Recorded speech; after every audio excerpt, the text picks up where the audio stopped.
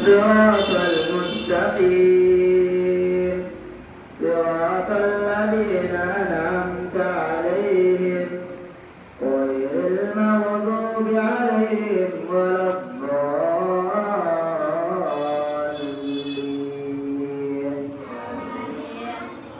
والشمس وضحاها والقمر إذا تلاها والنهار إذا جلاها والليل إذا يغشاها والسماء وما بناها والأرض وما طحاها ونفس وما سواها فألهمها فجورها وتقواها قد أفلح من زكاها وقد خاب من دساها كذبت ثمود بتقواها إذ انبعث أشقاها فقال لهم رسول الله ناقة الله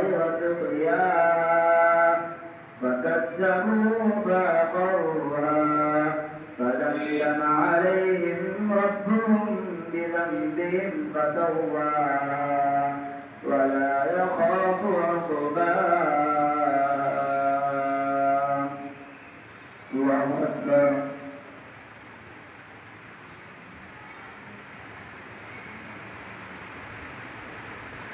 سمع الله لمن